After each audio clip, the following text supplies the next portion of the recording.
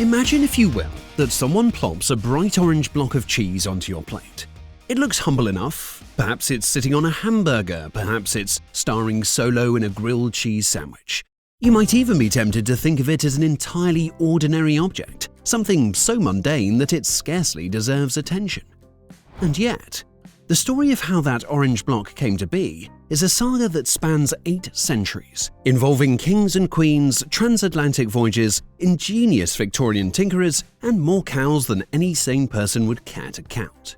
This is the story of cheddar cheese.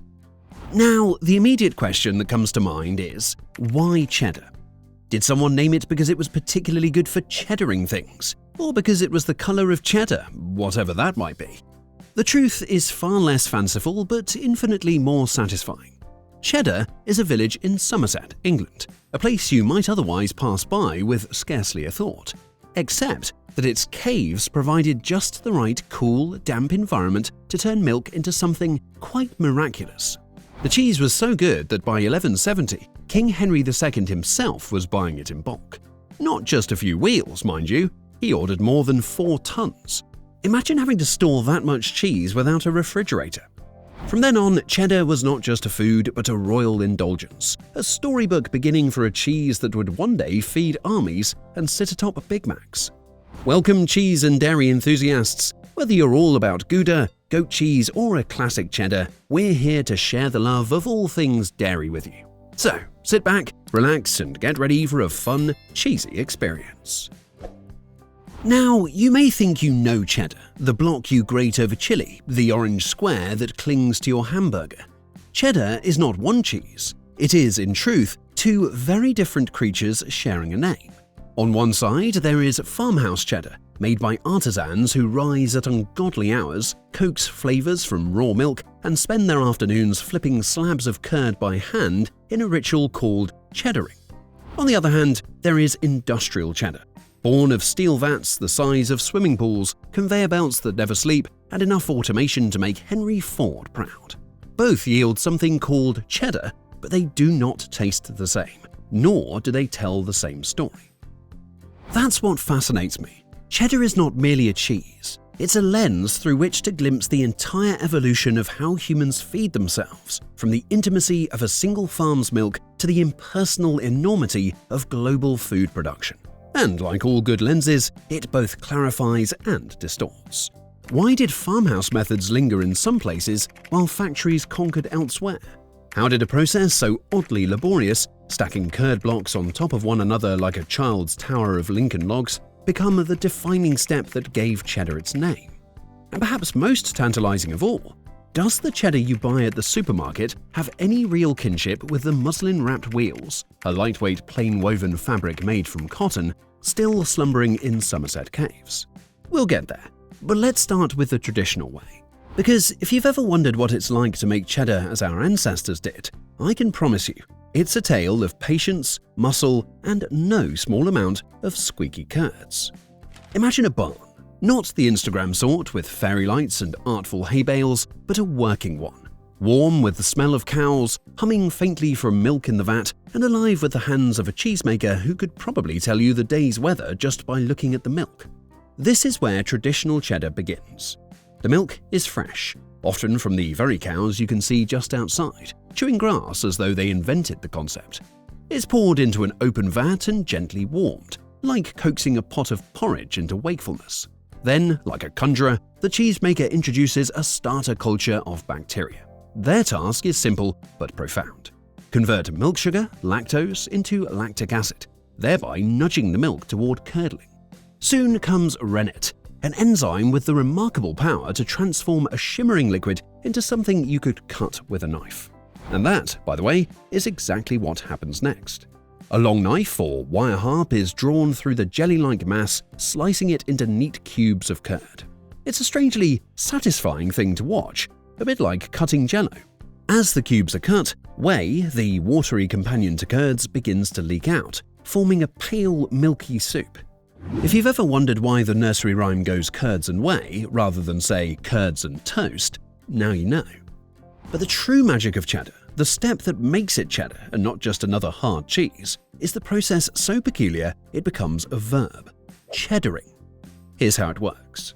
The drained curds, now lumped together in a mat, are cut into blocks about the size of a loaf of bread. These blocks are stacked, flipped, and restacked on a draining table with monastic regularity. Every 10 minutes or so, up they go again, one block on top of another, squeezing out whey by their own weight. The curds slowly change, from soft and springy to pliable, elastic, and finally firm. All the white acidity is quietly building. By the end, the curd's pH has dropped into the sweet spot, where sharpness will later bloom. It is a tactile, intimate job. The cheesemaker kneeling, stacking, pressing, testing by hand. Imagine doing that for hours. Imagine your entire product depending on the pressure of your palms, the speed of your flip, the smell rising from the curd. Each batch, however carefully done, tastes subtly different. Cows fed clover in May yield cheese unlike cows munching silage in November. Terroir, that grand French word we normally reserve for wine, applies here too. Once cheddaring is complete, the curds are milled and chopped into smaller pieces and salted. Salt, that eternal preserver, arrests the bacteria before they run amok and lends the curds their zing. At this stage, you essentially have cheese curds, the squeaky sort that Midwesterners eat by the bag and Canadians crown their poutine with. But to make cheddar proper, these salted curds are pressed into molds, traditionally wrapped in cloth smeared with butter or lard and left to slumber. Months pass, sometimes years. The cheese breathes through its cloth, develops a natural rind, and grows into itself. Crumbly, nutty, sharp, sometimes crystalline. It is a slow alchemy. If cheddar can be so wondrously complex when made this way, why did anyone ever decide to industrialize it? The answer, in short, is scale. One farmhouse can only produce so much cheese, no matter how nimble the hands or generous the cows.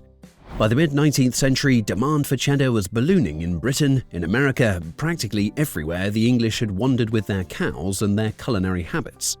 Enter Jesse Williams, a dairy farmer in upstate New York, who in 1851 did something quietly revolutionary. He opened the world's first cheddar factory. Instead of each farm making its own cheese, local farmers pooled their milk into one central operation. Suddenly, cheddar was no longer just a farm product, it was a factory product. This was a momentous shift.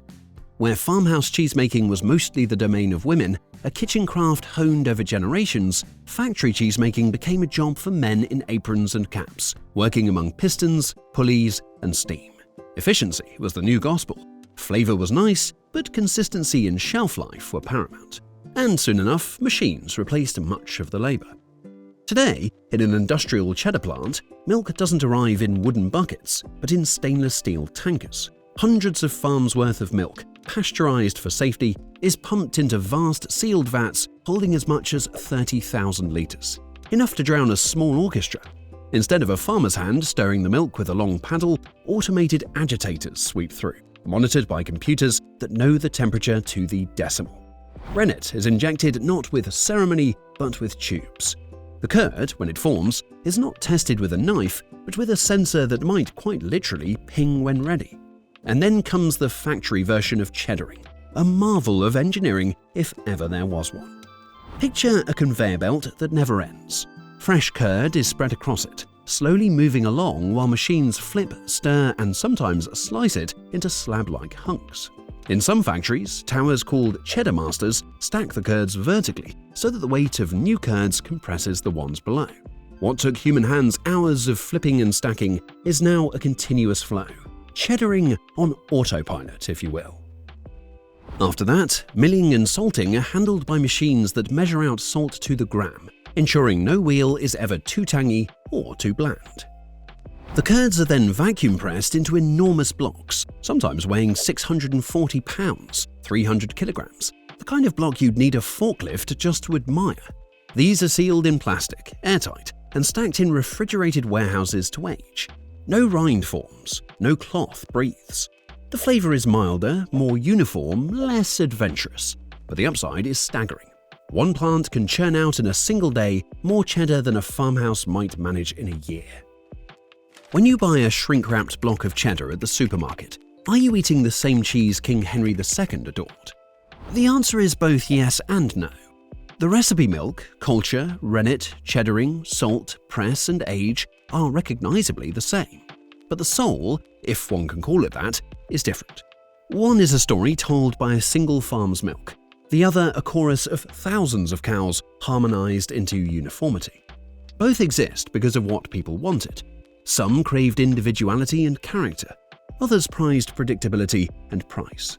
How one cheese managed to straddle tradition and industry without ever losing its grip on us. At this point, you might expect me to declare one side superior, to plant my flag firmly in the artisanal camp, where cheese is soulful, or in the industrial camp, where cheese is plentiful. But cheddar's real trick is that it never forced us to choose. It spread across the globe by being both. Take Britain during the Second World War. Faced with dire shortages, the government decreed that all dairies would make a single standardized cheddar, government cheddar. It wasn't nuanced, it wasn't adventurous, but it kept a nation fed. Virtually every other cheese variety disappeared from production, and when the war ended, cheddar alone had survived, entrenched in the British diet like tea and understatement. Industrial cheddar, you could argue, saved Britain's cheese culture by obliterating everything else. Across the Atlantic, industrial cheddar helped knit together the American food system. Wisconsin became its proud citadel, producing billions of pounds annually. Cheddar's reliability meant it could be trucked, sliced, melted, and stuffed into sandwiches from Maine to California.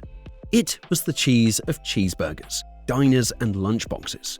And yet, while industry was cranking out tonnage, small makers never disappeared entirely. They carried on in barns and farmhouses, often stubbornly, sometimes quietly, making wheels wrapped in cloth and aged until they broke into shards with a nutty tang. The contrast between these two cheddars is not just flavor, but philosophy. Industrial cheddar is democratic, cheap, accessible, always available. Farmhouse cheddar is aristocratic, limited, demanding patience, rewarding devotion. But put them on a table together and you realize they're cousins. The same steps, the same word cheddaring binds them. That curious, laborious act of stacking curds like building blocks is the DNA that both share, whether done by hand on a draining table or by belt in a factory. Without it, the cheese simply isn't cheddar. Now, all this would be enough to make cheddar a fascinating case study, but there is another layer: its cultural afterlife. Queen Victoria received a cheddar wheel weighing 1,000 pounds, 450 kilos, as a wedding present. President Andrew Jackson hosted an open house with a 1,400-pound cheddar at the White House, so pungent it was said to perfume the corridors for weeks. Canadians once made a 22,000-pound, 10-ton cheddar for the 1893 Chicago World's Fair. It broke the floor on arrival. Wisconsin, never one to be outdone, unveiled a 34,000-pound, 15-ton cheddar in 1964. And in 1989, Oregon produced one weighing nearly 57,000 pounds, 25 tons, the dairy equivalent of building a pyramid. And it doesn't stop at size. Cheddar has been slang for money. Gotta get that cheddar, the punchline of Monty Python's Cheese Stop sketch, and the star of Big Block of Cheese Day on The West Wing. It is, in short, not just food but folklore, which is perhaps the ultimate proof of its supremacy. It has managed to transcend the plate. If cheddar has thrived both as tradition and industry, as culture and commerce, what does it actually mean for us, the people eating it? So here we are, still orbiting around a humble block of cheese. But perhaps you now see why cheddar deserves this attention. It is, in its way, the perfect food story, born by accident in a cave, refined by farmers, standardized by engineers, scaled by factories, and celebrated by cultures on both sides of the Atlantic. Few foods have such a resume. Think about it. Wine may boast terroir, but it never quite made it onto school lunchboxes. Bread may be ancient, but it rarely appears in presidential anecdotes about 1,000-pound gifts. Cheddar somehow manages to be all things, both an artisanal marvel to be savored in crumbly shards with cider and a utilitarian slice melting obediently on a burger. It is at once history and convenience, luxury and everyday staple. And this duality is the framing idea that makes cheddar so captivating. On one side, the traditional method, with its patient cheddaring and muslin-wrapped wheels, produces flavors as deep as the caves they age in. The industrial method, which took that same process and amplified it until a single plant could feed a nation, ensuring cheese was no longer a luxury but a household given. The cultural mythology in which cheddar became the cheese of kings and presidents, of slang and sitcoms, of Guinness records and family suppers. Cheddar is not simply a cheese, but a mirror. It reflects the story of how we as humans balance tradition with progress, individuality with standardization, taste with necessity. And if you want a personal transformation from all this, a reason why it matters to you, sitting here with perhaps a sandwich nearby, it's this. The next time you eat cheddar, you'll know. You'll know the invisible hands that stacked those curds centuries ago, the engineers who built belts to mimic them, the monarchs who measured their weddings in cheese, and the countless cows who grazed the fields to fill your fridge. That knowledge, curiously enough, makes the cheese taste richer. If you're enjoying this creamy content, please give this video a thumbs up and consider subscribing to the channel. Believe it or not, 99% of our viewers haven't hit that subscribe button yet. It's totally free and just takes a second. We've got tons of cool stuff coming your way, and in the meantime, leave a comment down below. Share your thoughts with us. Your support helps us to keep exploring and uncovering the hidden side of what we eat. So don't be shy. Hit that subscribe button and age like a fine cheese.